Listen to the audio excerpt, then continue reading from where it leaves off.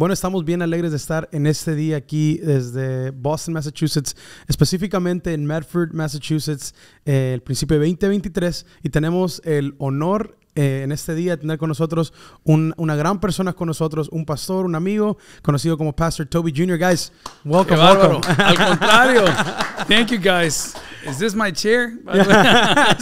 Hay un chiste interno por acá que en esta organización las sillas se pierden, pero ya las encontramos. Gracias por tenernos acá. Tremendo privilegio y qué buen equipo de trabajo el que tienen. Están haciendo un trabajo magnífico que creo que en estos 4 días me llevo muchos retos para El Salvador. Específica y especialmente que las personas que están sirviendo en la iglesia no se conformaron con la iglesia. En el sentido que cada quien tiene un trabajo, está muy ubicado, gente que quiere estudiar, gente que quiere crecer. Normalmente, voy a hablar por mi país, las personas que se refugian en la iglesia son personas que no quieren estudiar y no quieren crecer. Y luego se enojan con Dios porque esa prosperidad no llega a sus vidas. Pero por eso les felicito. Hacen una muy buena labor. ¿Su primera vez en Boston, pastor? Segunda, hace unos 5 o 6 años vine porque teníamos el deseo de abrir una iglesia en esta zona. Okay. Eran unos jóvenes. Lamentablemente no estaban muy bien cimentados en lo que ellos creían. Creen en cosas buenas, porque la obra que se abrió se cerró a nuestro nombre, pero siguió con el otro nombre, lo cual es de mucha alegría, porque no se dedicaron a robar. ¿Entiendes? O sea, qué bueno. Es una iglesia ya reformada, con otro tipo de doctrinas, pero dejamos la semilla. Pero de esta manera, como nos han recibido hoy acá, me voy a atrever a decir que es la primera vez que se siente tan en familia todo. No sabía qué esperar. Conocí al pastor Morales hace muchos años atrás. Morales Jr., con mucho cariño, nos acompañó con su hermana hace muchos años atrás en un congreso de jóvenes, y nunca más yo supe nada. No conectamos en ese momento, no era mi temporada, no era mi tiempo. Entonces hoy que vuelvo por acá no sabía qué esperar. Dije, no, pastor Morales, tantas veces que nos ha honrado con una invitación. Y ha sido una experiencia maravillosa. Yo he aprendido, tuve el tiempo y la bendición de sentarme a escuchar un culto, cosa que en El Salvador a mí se me dificulta por el tipo de iglesia que tenemos. No es porque no sea importante, bueno, regular. Pero sentarse en la congregación allá, es el saludo es el problema, entonces no lo dejan escuchar un servicio.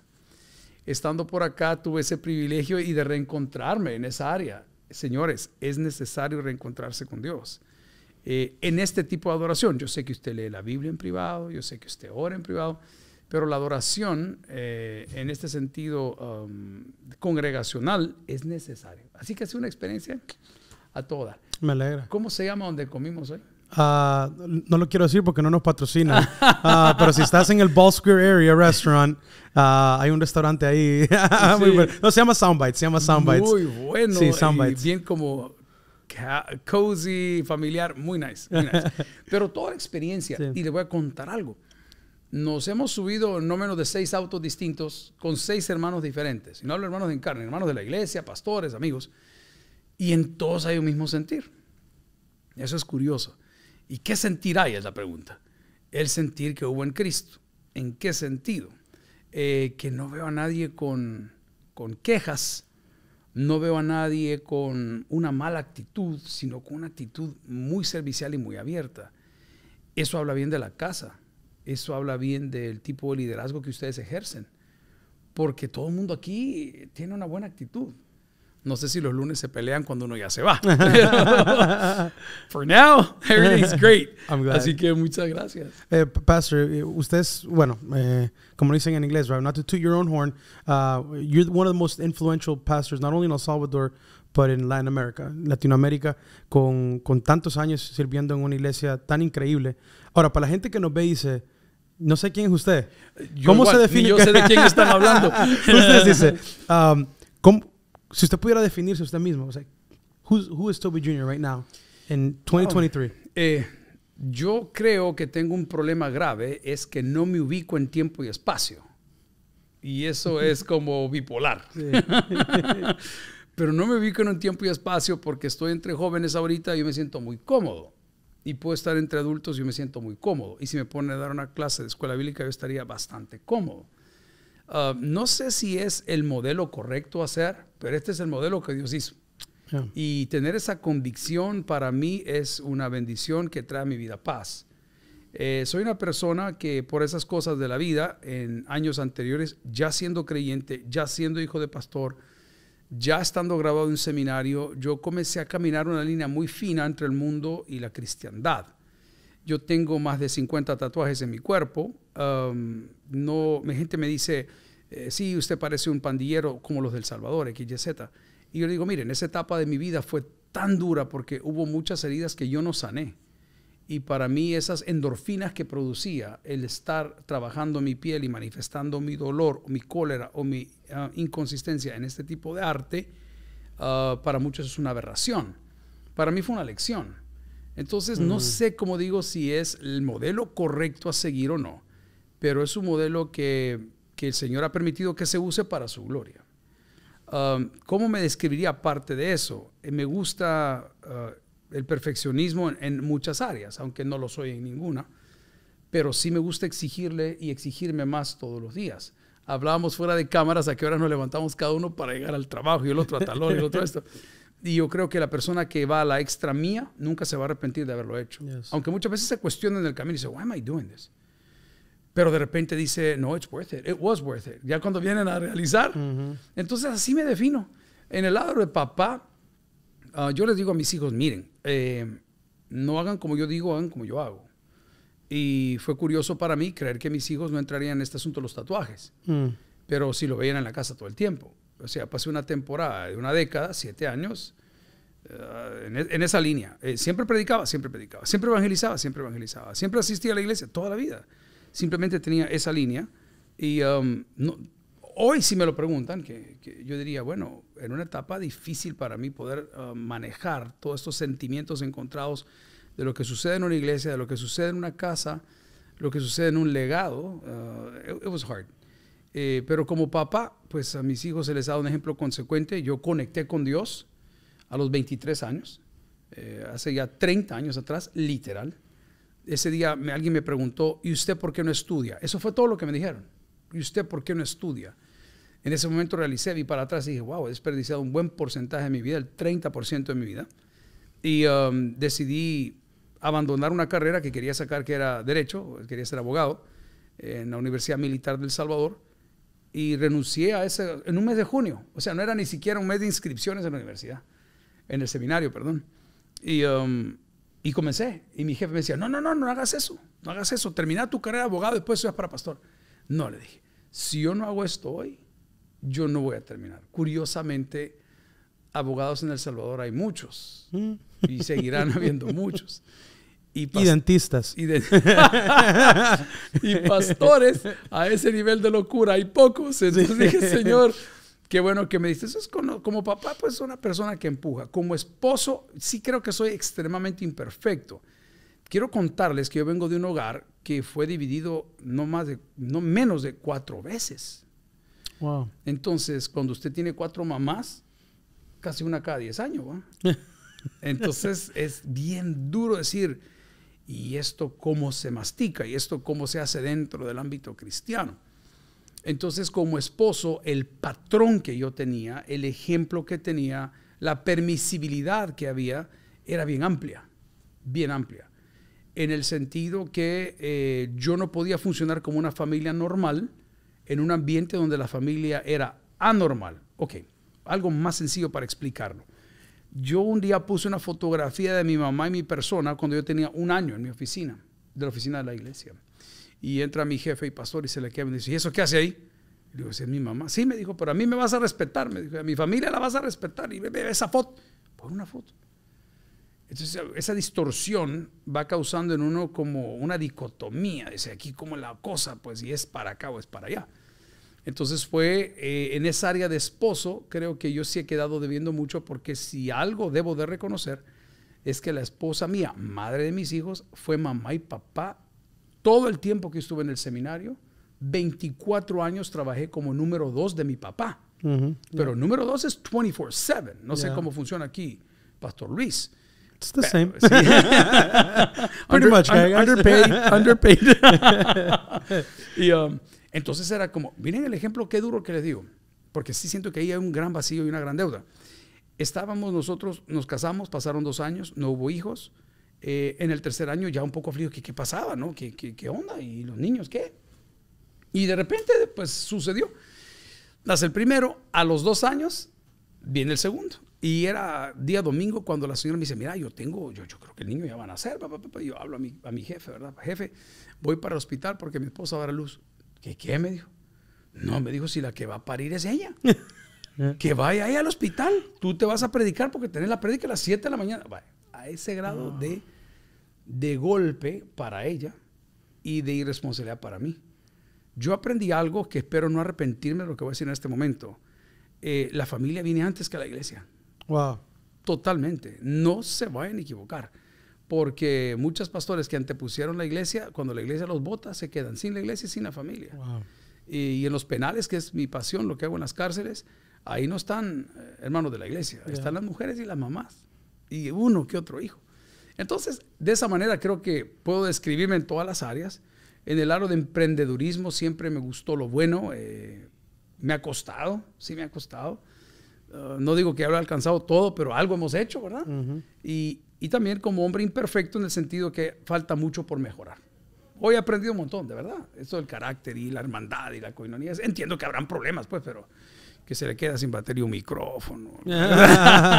Chiste interno. Es increíble lo que dice usted. Y para mí, una de las cosas que a mí siempre me ha sorprendido es de que ser fiel por 24 años, usted dijo ahorita, ser constante, ¿qué lo motivaba a usted? O sea, yo sé que tal vez miraba a su papá o miraba a decir quiero llegar a esto, pero llega un momento donde uno dice I can't take this anymore.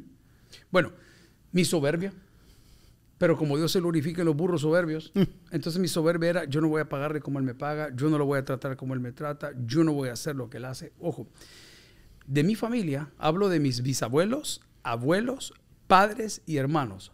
Todos han pasado por un divorcio. Wow. Todos, literal. O sea, es una cosa tan rara como en otros hogares será otro problema de los pastores. En nuestra familia, ese ha sido el top siempre, toda la vida. Y cuando yo decidí contraer matrimonio, nadie apostaba por el caballo perdedor y decían, este tipo en 10 meses va a estar hecho pedazos. Mira, si este no... Espérate, yo le contaba en el culto que el día que le dije a la gente, papá, me quiero casar. ¿Y con quién te vas a casar? Con la Gisela. No, hombre, me dijo, le vas a arruinar la vida a esa muchachita.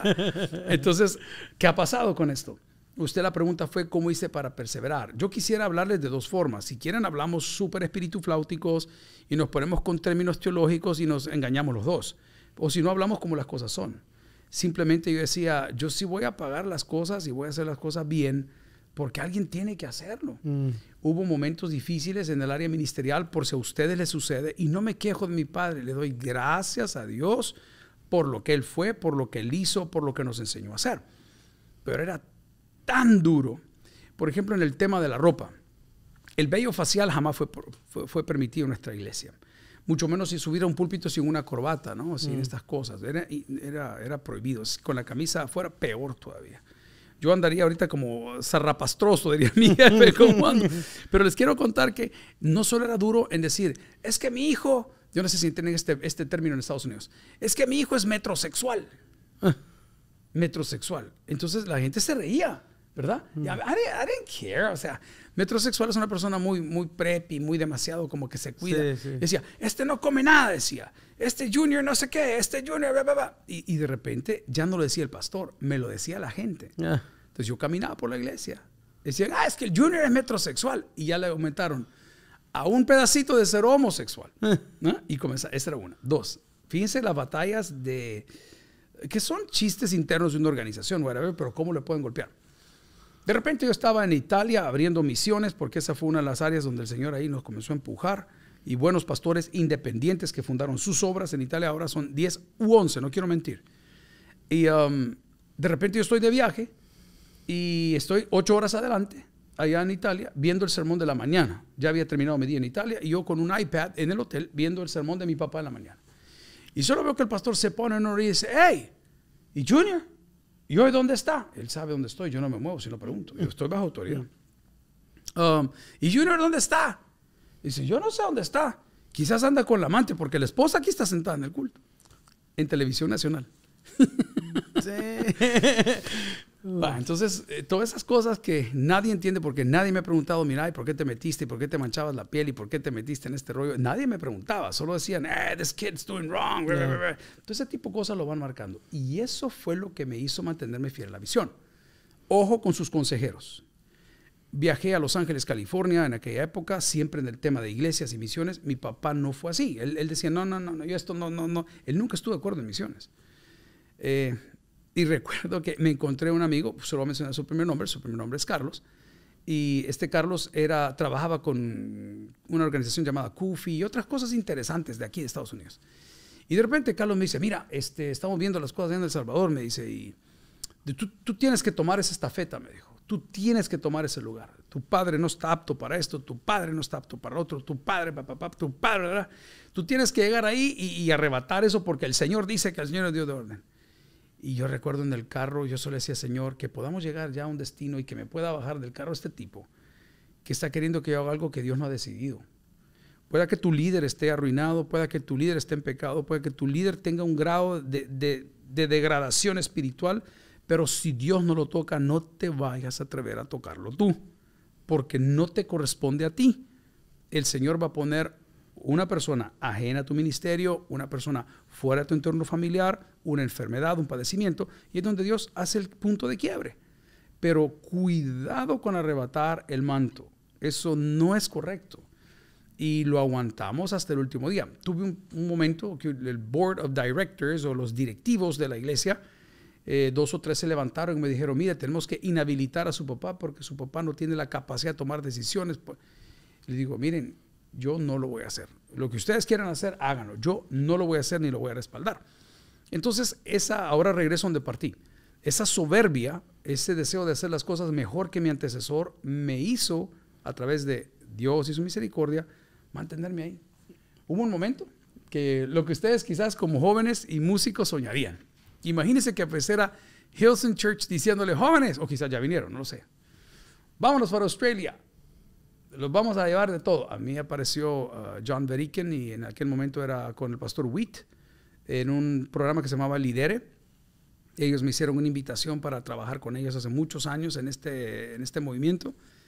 Y I was like, wow, Witt, wow, John Veriken, tremenda gente, andan por el mundo haciendo acá.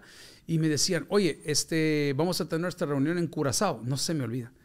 Y yo decía, Curazao, o sea, ¿en serio? ¿Van a ir? Sí, ahí en el hotel tal, en tal lugar tú llegas. Y yo creí yo dije, eso es lo mío. Pero recordé que yo llegué a la iglesia de regreso en base a las oraciones de los hermanos. En base a los hermanos que no dejaban de orar por mí. Y decía, que el hijo del pastor, que se arregle. Entonces, mucho cuidado. Cuando usted no está seguro de lo que quiere, usted acepta como bueno cualquier cosa que le ofrezcan. Y es muy importante estar ahí. Así que eso me tuvo ahí quieto. Hablando del tema de hijo de pastores, uno de los clubs bien exclusivos en el mundo, pero muchos de ellos no queriendo ser parte del club. No queriendo ser parte del club, no queriendo ser parte de... Siempre que yo veo un hijo de pastor, un hijo de un líder, alguien de un ministerio, yo siempre le digo, hey, welcome to the club, man. Like, welcome to the club. And he knows, you know what I'm talking about. Tú sabes lo que estoy hablando. Una de las cosas más difíciles para mi vida siempre fue, yo siempre decía esto, a mí no me importa lo que la gente diga, yo hago lo que yo quiera. The young me, right? The young me of, yo voy a hacer la gente me tiene que querer como yo soy. Con el tiempo yo entendí de que no es que no me importaba lo que la gente decía, sino yo tenía que entender la gente. ¿Por qué decían eso de mí? ¿Por qué les daba yo una razón por qué hablar de mí? Y yo creo que una de las cosas que yo creo que necesitamos son hijos de líderes, hijos de pastores. We need you guys. We need you because right now, like, ahorita nuestros padres tienen tanto en su plato y por veces no estamos ahí para apoyarlos, no estamos ahí para darles ese último empuje y por veces también nos sentimos tan heridos por la propia congregación. Es correcto. ¿Qué le dice usted a esa gente que está Bueno, ahí? Yo voy a comenzar con una frase de la madre de mis hijos que entre tanto hate que se tiraba y tanto bullying en contra de 3 hijos varones que tenemos, el mayor se llama Leví, el segundo Lucas, el tercero Juan Marcos, se llevan 2 años cada uno, 25, 23, 21. Están a 2 años cada uno. Un día cayó una señora, porque la señora mire que los hijos del pastor, que le dé sus hijos. Y yo recuerdo que ella se volteó, y ella es de pocas palabras, se volteó y le dijo, mire señora, le dijo, yo parí hijos, no ángeles. Y a mí eso me gustó. Pero sí creo yo que nosotros tenemos una deuda. Hoy voy a pasarme al rol de papá, de escuchar a nuestros hijos. Hubo personas que en la pandemia perdieron muchas cosas. Nosotros perdimos más de algún familiar, un amigo. Yo gané quizás lo mejor que he podido ganar en la pandemia. Y les explico de qué se trata. Yo vivía en un estilo de desplazamientos. ¿Qué es un desplazamiento? Cualquier afición que usted tiene para borrar de su mente eso que le daña siempre. Así lo defino, un desplazamiento. Mucha gente tiene desplazamientos y compran. Y otros no salen. Otros son gay, whatever. Es un desplazamiento. No quiere afrontar la situación. Bueno, toda la vida, como les dije, Gisela era la que estaba con sus chicos en los cumpleaños. Gisela era la que iba para Estados Unidos a los parques con los chicos.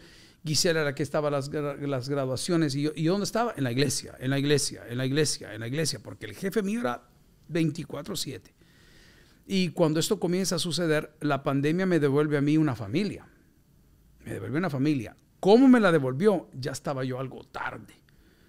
Porque yo veo fotos de mis hijos, y yo fotos de mis hijos con edades entre 8 a 12 años, veo pocas. Fotos de mis hijos en un Walt Disney nunca hemos tenido. Han tenido con su mamá. Yo he sido un proveedor, pero no he sido un padre presente, he sido un padre ausente.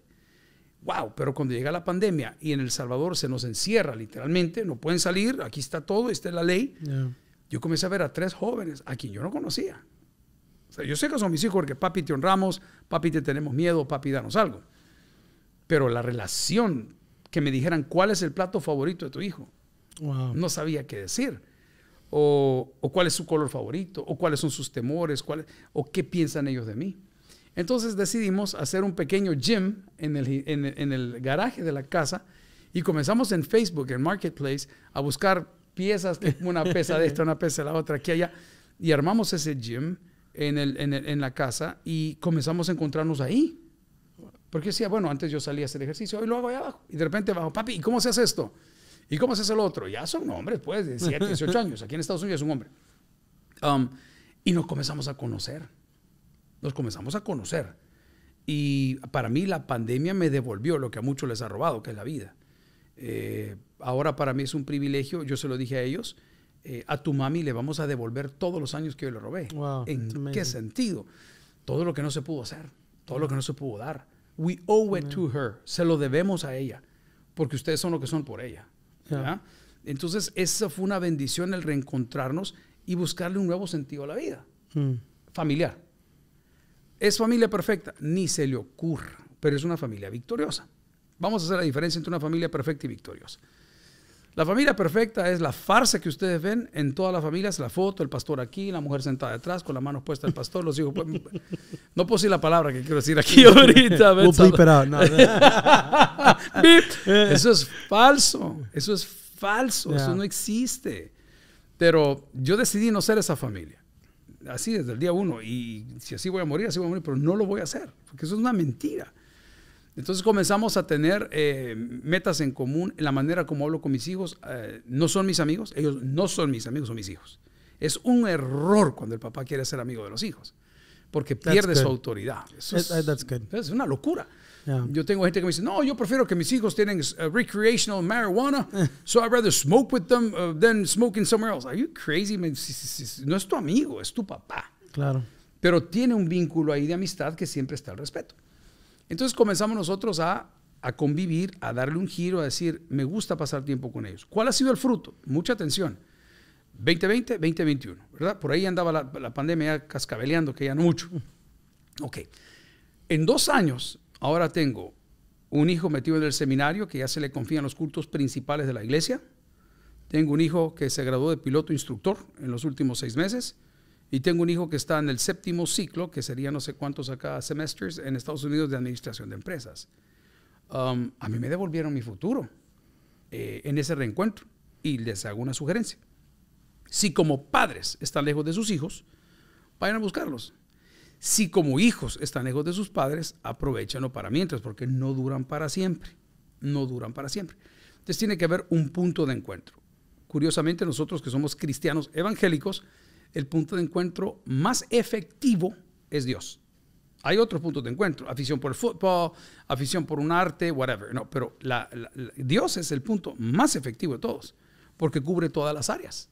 Entonces, eso nos permite a nosotros trabajar en esa sinergia. Ha sido un great journey. En 2 años las cosas han cambiado en el tema familia. Y sí, I'm trying to pull it together siempre, todos los días, ¿verdad? Hasta donde el Señor nos permita. I like that, pulling it together every day. Yo siempre digo, estamos batallando todos los días. Precisamente anoche yo estaba reunido con mis hijos. Estábamos en la mesa, en casa, cenando, y les decía yo, we were born to serve. Son niños, el más grande tiene 12, 10 y 9. Y vienen, o sea, they're paying attention. I'm like, okay, I have like 30 seconds before they forget and everything. I'm like, serve God and serve people, you know. Cuando usted se levanta esta mañana y ve a su hijo predicar y you're just there, you take it in. What do you feel? Wow, buena pregunta, porque hoy tuve esos sentimientos literal, porque lo estaba viendo a través de la web, y un sentimiento de gratitud para con Dios, pero no deja de quebrarse la garganta, porque it's unbelievable, no puede ser. Si este es el tipo que más locuras ha hecho en su vida, tampoco ha sido un degenerado, pues, pero sí ha sido un joven inquieto, y todas las etapas de drugs y girls y cars and bikes and motocross, han vivido todas las etapas. Y verlo ahora glorificando a Dios, nada menos, lo tengo tan presente esta mañana porque estaba cepillándome los dientes y lo tenía en el teléfono. Y cuando escucho al muchacho dar unos conceptos bíblicos tan bonitos que en la vida los había oído, cuando dijo, Dios conoce nuestras entrañas, y se fue a la traducción de un comentarista que dice que las entrañas son nuestros riñones. Wow, my kid is teaching me something about the Bible, literally. Y dije yo, Señor, gracias, gracias. Valió la pena. No lo doy por hecho. Preste mucha atención, porque cuando esto sucede, usted se decepciona. Y el joven está tan cerca del último trago como del codo a la boca. Nunca se le va a olvidar. No, el Señor le llamó, cuidado, van a haber tropezones, van a haber heridas, van a haber recaídas, pero ahí va a estar Dios. El mismo Dios que lo llevó la primera vez a la mesa del rey es el mismo que lo va a sentar la segunda. Entonces, si él tropieza, no lo critique. Si él vuelve a esto, no lo critique, solo concientice. Las relaciones tienen que irse partiendo, porque primero yo imponía, you must, ¿verdad? Cuando era niño, ahora you should, la segunda etapa, ¿verdad? Y la tercera es I would. I like that, I would, I like Así that. que hay que tirarle esa línea. ¿Qué es lo que usted más extraña de su papá? Personalmente y ministerialmente. Personalmente era una persona franca. Me decía, esto sí, esto no. Entonces yo tenía un margen de error. Y si el error trascendía, era culpa de él. So, va a hacer tal cosa. El pastor me dijo. El pastor me dijo. O si las asistencias no funcionaban, el pastor general a saber que esa parte sí le extraño. Y a nivel ministerial, el hecho que tenía como ese guidance, ¿verdad? Ese guidance. Siempre él estaba ahí con algo. Lo vi en tantas etapas. Pero es curioso que lo mantenemos vivo, no solamente en nuestro interior, sino que por tanta prédica que hay y tanto material que hay y los frutos que hoy vemos desde Boston hasta otro país, tal vez que dice, hey, yo me congregué en la iglesia del pastor. Y uno dice, wow, Señor, lo tengo cerca. Sí, no es que se extrañe todo el tiempo, han pasado 5 años y el luto, atención, 1 a 2 años es luto, arriba de 2 años ya es depresión. Mucho cuidado. ¿Se acuerdan? Hablamos en unos sermones acá de la obstinación y la fe. Está obstinado. Un momentito. Fe es orar siempre pidiendo la voluntad de Dios sobre mi vida. ¿Por qué? Porque la voluntad de Dios es soberana, es perfecta y es eterna. Entonces, yo siempre pido por la voluntad de Dios. Cuando estoy obstinado, digo, this is my way. Es que yo me lo merezco. Es que yo lo declaro. Ok, whatever you want to do. Entonces, volviendo al punto, sí me hace falta. No es como que todo el día we think about it, pero sí. Uno llega, yo tengo imágenes claras en el púlpito, en su oficina, que todavía lo hacen a uno como, bueno, tragar grueso. Son las dos cosas que su compañerismo, él era molestón, era como decir, ¿quiénes están aquí? Vayan a traer unas 2 galones de sorbete, sentémonos y comenzamos a comer helado hasta que se acabó. O sea, cosas como esas. Esas son historias únicas en ministerio y en casa y con gente tan visionaria como su padre. Le comparto un una anécdota que me pasó en la vida. Yo siempre dije, quiero conocer 3 personas en mi vida. Quise conocer a Billy Graham, que no lo conocí. Billy Graham. Quise siempre conocer a Chespirito.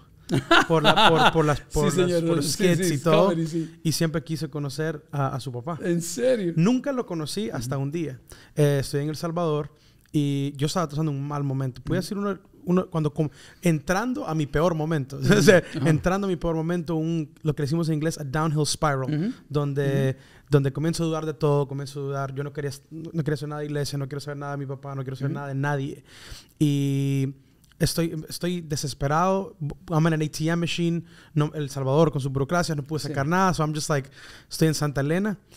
Y de la nada sale de una tienda el pastor.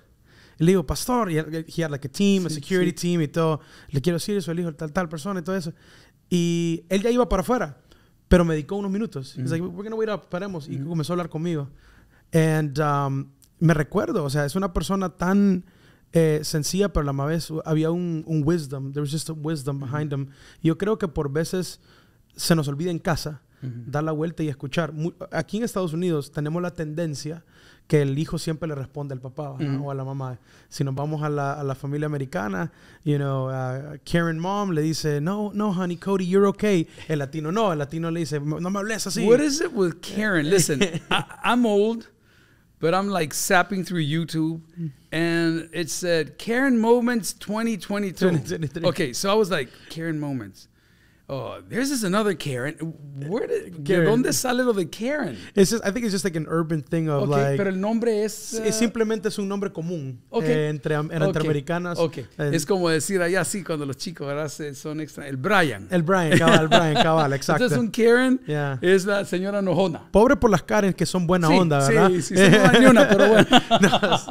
Sí, pero sí, para mí... Se dedicó tiempo ese día a practicar con él ahí en el... Sí, fue increíble. Para mí fue un momento, I was like, okay, check. I was the only one I could check off that list. Y no solo eso, sino para mí el poder de los medios, las prédicas que salían en televisión. Uno estaba comiendo y en el fondo más de un consejo le meten en la cabeza. Los niños de hoy en día, ¿qué tan importante es escuchar? ¿Qué tan importante es escuchar a tus papás? Decir, why? Why do I have to listen to my parents? Porque... él me regaña. Como padres, uno comete errores todos los días. Pero a la misma vez, uno como hijos, tiene que uno escuchar. We got to learn how to listen. How important is to listen? Yo creo que, fíjese lo que voy a decir que es una aberración. Nuestros hijos tienen que aprender a escuchar nuestros actos. Porque el problema es que nosotros queremos que escuchen nuestras palabras, pero nuestras palabras y nuestros actos no son las mismas. Entonces, ahí es donde el niño dice, espérame, el pastor que estaba ahí es el que le pega a mi mamá en la noche. I don't get it. El pastor que estaba ahorita saludando a la hermana, ¿qué tal, hermana? Es el que no nos dio de cenar ayer. I don't get it. Ahí viene ese rompimiento. Wow. Entonces yo estoy seguro que lo que nos tenemos que hacer nosotros para que nos escuchen es que antes de escuchar nuestras palabras, escuchen nuestros hechos. Que vean que estamos ahí por ellos, que los vamos a recibir, que los vamos a endorse, ¿verdad? A apoyar y a decir, hey, listen, you're wrong, pero seguí viniendo que vamos a mejorar. Yo sí creo que una persona que no escucha es una persona que no llega lejos. A mí me ha costado, por eso dije que disfruté los cultos acá, porque me senté a recibir palabra, como decimos en nuestra jerga. Y me edificó el pastor Jorge, el pastor Morales, frases, 1, 2, 3, 4. Entonces, escuchar. Es tan importante escuchar que la Biblia dice que mi confianza en Dios crece y llega por el escuchar, por el oír la palabra de Dios. O sea que sin escuchar no crece nada, no crece el matrimonio, no crece el negocio, no crecen las amistades, mucho menos nuestra relación para con nuestros padres o para con Dios. ¿Qué tan importante es legado, pastor? Legacy. Wow. Creo que es básico, es indispensable. Y cuando hablamos de legado, vamos a dejar aparte los edificios y las posesiones materiales, sino el legado del evangelio. O sea, yo pude criticar al pastor y al constructor de edificios, pero el legado per se del evangelio no lo puedo criticar, porque he visto cómo ha cambiado cientos de vidas. Entonces, a mí esa parte del legado me lo entregaron limpio y puro, porque el evangelio es Cristo. El evangelio es limpio y puro per se. No necesita valores de nada, ni maquillaje de nada. Entonces, cuando alguien piensa en un legado, siempre dirá, le dejaron la empresa, dice. No. El know-how. Ese es el legado. El know-how, el saber cómo hacer las cosas. ese es el legado que realmente uno dice, Señor, gracias. Me han preguntado si esto es nepotismo, ¿verdad? El hecho de meter a mi propia familia con esto, o si realmente nos ganamos el lugar que nosotros tenemos. Déjeme contarle mi historia, o por lo menos el lado mío de la historia. Cuando conecté a los 23 años, que no estaba estudiando, creí que no tenía potencial, creí que no tenía esperanza, y decidimos entrar a la universidad. Yo me enamoré de lo que hacía, entonces estudiaba todos los días, llegaba a las clases, comenzaban a las 6 de la mañana, y a las 9 de la mañana estábamos fuera, todos los días durante 12 años. Eso fue después de pasar 4 años y medio de seminario, 5 años de la licenciatura, 2 años y medio de cada maestría, hasta llegar a ese nivel que a uno le dan de su doctorado. A lo que voy es que yo descubrí que el know-how, esa manera de hacer las cosas, era lo más valioso que una persona puede dejar a la otra. Y el ejemplo que mi papá me dio de no rendirse, de ver a ese hombre subir a predicar, muchas veces en jogging pants, o jogging, ¿cómo le llaman esos? Los joggers. Joggers, yeah. Yeah, and sandals. And I would ask him, Dad, why are you dressed like that? Y él respondía, because I can. Entonces decía yo, wow, nunca se rindió. Con 2 derrames, con marcapaso en el corazón, con infarto, nunca dejó de llegar a predicar. Con sus errores familiares y amorosos, nunca llegó a predicar, siempre llegó. Entonces, el legado más importante es el evangelio y el know-how. Vaya, hijo, mire, este es el camino. Vaya, usted ya sabe cómo es. Y eso se agradece. Es casi que indispensable. Increíble. That's a lot of food for thought, guys. Para ir cerrando, porque tenemos un largo día aquí en Boston. Yo sé que usted tiene una iglesia muy increíble. Están cambiando. Y este es un tema que yo siempre quise entender. Es una curiosidad, ¿verdad? La forma como su padre llevaba la iglesia. We're talking about format. We're talking about cómo se hacían las cosas, corbatas, todo eso. ¿Qué tan difícil era cambiar a lo que es ahora la iglesia? It's been 5 years. Welcome to the revolution. Wow. Qué buena pregunta. Este fue mi punto de partida. Y repito la frase que he dicho varias veces. Usted puede pasar 100 años en un parqueo y no se va a convertir en carro. Y puede pasar 100 años en una iglesia y no se va a convertir en cristiano. Dentro de la iglesia que nosotros estábamos administrando, predicando, trabajando, tuvimos gente leales al uniforme, leales a la iglesia per se, a la organización, leales al pastor, pero totalmente desleales para con Dios. Wow. Entonces habíamos desarrollado una comunidad de personas que parecía un club, porque llegaban a la iglesia con sus mismos problemas, con sus mismos pecados, y pasaron así 20 años. Y cuando la iglesia cambió, y en lugar de edificar edificios, comenzamos a edificar personas, ahí ellos se asustaron. Dijeron, ¿qué está pasando aquí? Estoy ahorita en una etapa de transición todavía, con esa cantidad de obras, amigas y hermanas que tenemos. Es bien complicado caerle bien a todos, pero hay una manera de triunfar, pastor. Hay una manera de triunfar, y es hacer siempre lo correcto. Cuando usted está basado en lo correcto, usted no tiene por qué tener miedo. Jamás tenga miedo. Voy a probarlo en la Biblia. Sadrach, Mesach y Abednego es uno, Daniel es otro. Estaban en la verdad. Horno, pero estoy en la verdad. Es imposible que Dios me desampare. Yo me niego a creer, y se lo digo a los jóvenes que les van a salir oportunidades para tener sus canales dedicados, ¿verdad? De esos que están por ahí, OnlyFans y todo este rollo. Les van a salir las oportunidades y les van a ofrecer buena plata. Pero te lo estoy diciendo ahorita, no es lo correcto y por lo tanto no vas a triunfar. No, vas a disfrutar tu buena ropita, tu buena cartera. Lástima que la pagaste con el trasero. Es una moneda bien cara. No la vayan a vipiar esto para afuera porque es la verdad. Pero voy al punto, es bien cara esa moneda. Sí es cierto que te llevaron a Europa, pero te llevaron por a joyride. Tan pronto el tipo te llevó a Europa, te dejó tirada en tu casa, tal vez hasta embarazada. Entonces es bien curioso, los jovencitos que están siendo acosados por estos otros hombres mayores o mujeres mayores, las cougars, que andan buscando carne fresca. Entonces, si usted se enfoca en la verdad, usted está garantizado que va a triunfar. En la iglesia, la pregunta fue de transición. Resulta ser que nosotros ya no estábamos afectando positivamente a la comunidad. ¿En qué sentido? Cuando yo enciendo un canal de televisión y veo un pastor lejano, lo veo en su trono, porque en la época mía la familia pastoral estaba sentada en tronos arriba en el podio con el pastor, porque son la familia pastoral. wow, yo vengo enfermo de todo eso. Y dije, no, Señor, eso no va conmigo. A mí no me van a sentar ahí, ni me voy a sentar nunca. Y hay iglesias que me invitan, le digo, lo siento mucho, me quedo abajo. Pastor. Es que aquí haga usted lo que quiera. Yo no me voy a sentar ahí, porque ya vengo de esto. Entonces, tratar de hacer llegar la iglesia ha tenido un costo. Sí, no es que ganamos en todas. Mucha gente dijo, ¿por qué no ocupan el himnario? Porque lo tuvo 100 años en su mano y nunca adoró al Señor con su vida privada. Wow. Entonces, no es que porque cante estas alabanzas usted más cerca de Dios. No, simplemente ¿qué causaba en su corazón? Así que hemos sustituido. El día que yo les dije, señores, escuela bíblica, Tabor Kids, a partir del otro mes van a venir con tenis y le vamos a dar el t-shirt que dice Tabor Kids. ¿Y por qué? Si aquí siempre hemos usado falda, el uniforme, fieles al uniforme. Wow, decía, Señor Santo, tengo tanto trabajo por hacer. Y no hemos terminado. Amen. Cambiamos el templo. Tenemos Cambiamos que ir a todo. verlo. Ya, no vamos a estar ahí. Tenemos banda. Yeah. Se mira Pero, increíble. Se mira increíble lo que están haciendo. Y gloria a Dios. Y ojo, esto tiene mucho que ver con el servicio social. Vamos a ir a ganar almas. Y nosotros evangelizamos. No se equivoque. Vamos a ir a ganar almas. Te hago una pregunta. ¿Tú tienes más poder que el Espíritu Santo de Dios? Tú puedes convencer de pecado a una persona. Tú ganas. Es más, voy a ir más allá. Tú dices, yo acepté a Cristo. La pregunta es si Cristo te aceptó a ti. Wow. Esa es la pregunta. Entonces, voy otra vez. Dios no resiste un corazón contrito y humillado. Pero si tu corazón es soberbio y dices que has aceptado a Cristo, no entiendo a quién aceptaste.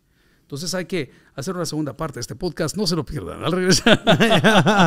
Bueno, muchas gracias, Pastor Toby, estar con nosotros aquí. Ese fue el consejo del día de hoy, ¿verdad? Sí, y si me permiten, este podcast lo podemos pasar en nuestro canal de televisión. Lo subimos a YouTube, le damos volumen y ojalá podamos devolver la entrevista. Y nos platicamos un poco lo que está pasando en Boston. Por favor, si está aquí cerca, véngase. Tiene una iglesia Vida Real. Está, bueno, Corazones también, la fundación se llama Corazones de Vida. Corazones de Vida, bueno, en El Salvador. Están en todos lados. Venga y conózcalos. Yo tengo una frase. Cuando la gente mire que hay tal cosa, atrévase a conocernos. Esa es la frase que les quiero dar. Agradecido con el equipo. Gracias, pastor. Buenísima alabanza. ¿Cómo se llama la alabanza que yo la llevo aquí? Que dice, Él no...